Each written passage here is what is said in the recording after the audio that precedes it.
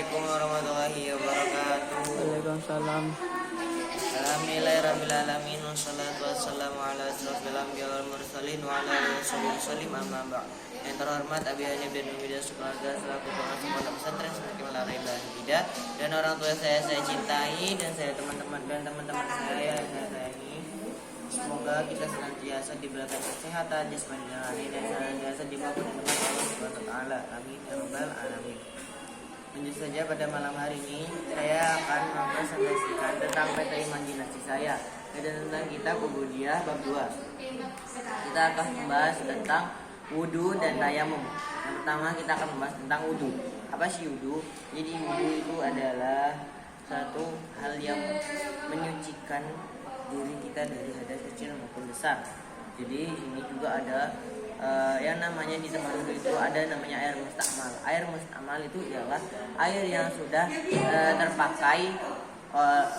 terpakai wudu. Jadi airnya itu tidak suci, airnya itu suci tapi tak menyucikan. Gitu. Jadi kalau kita berwudu menggunakan air mustakmal itu tidak sah. Lanjut, di sini ada hal-hal yang membatalkan wudu. Hal-hal yang membatalkan wudu itu ada 1, 2, 3, 4. Ada 4. Yang pertama itu adalah keluar sesuatu selain sperma dari dubur maupun dubur. Yang kedua, hilangnya akal ketika kita itu tidur, pingsan, mabuk, dan mendapat penyakit ayan. Yang ketiga di sini adalah bersentuhan kulit laki-laki dan wanita yang bukan mahramnya, kecuali suami istri, adik kakak, dan ibu. Terus Sama ibu gak apa-apa tuh? Hah? Sama ibu gak apa-apa. Apalah ibumu kan?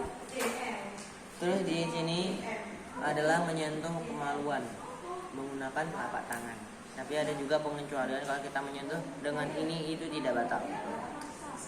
Terus di sini ada rukun-rukun wudu. Jadi rukun-rukun wudu itu ada 1, 2, 3, 4, 5, 6. Jadi di sini yang pertama adalah utamakan niat.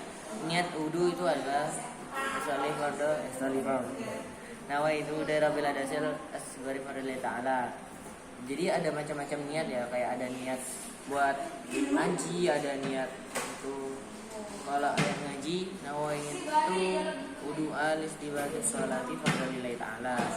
Tapi kalau ya wudu umum ya pakai yang pertama tadi.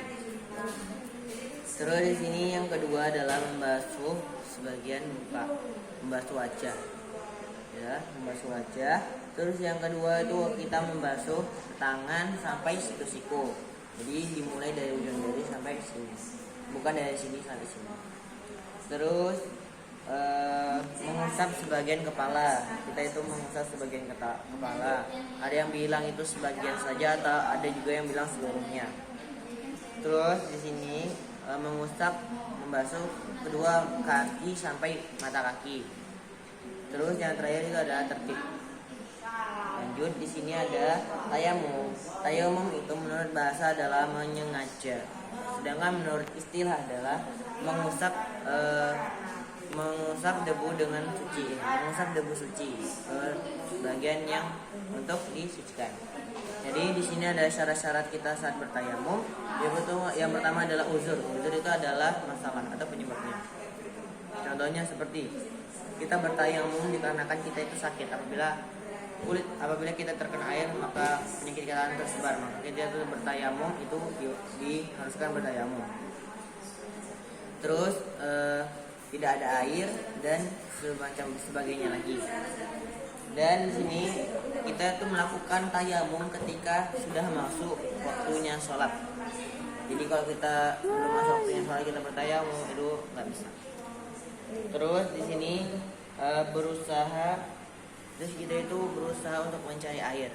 Apabila airnya itu tidak ketemu, apabila airnya itu sudah ketemu, berarti kita diwajibkan untuk berwudu, bukan bertayamum. Tapi kalau masih aja belum ketemu, jadi kita diharuskan bertayamum. Terus di sini syaratnya yang terakhir adalah kita itu menggunakan debu suci yang kering. Terus di sini ada rukun-rukun tayamum. Rukun-rukun tayamum di sini ada 4, ada 5. Adalah memindahkan debu. Kita ambil yang dikit ini. Memindahkan debu dari sini ke telapak tangan. Terus di sini menggunakan niat tayamum. Terus mengusap wajah, seret. Terus mengusap kedua tangan habis siku-siku ya. Terus tertib. Terus di sini yang terakhir adalah kesunatan tayamum. Yang saya ambil yang sedikit saja. Di sini ada yang pertama, kita itu bertayamum dengan menghadap kiblat. Setelah bertayamum kita itu bersiwak. Terus yang ketiga di sini membaca basmalah. Terus kita itu dahulukan bagian yang atas.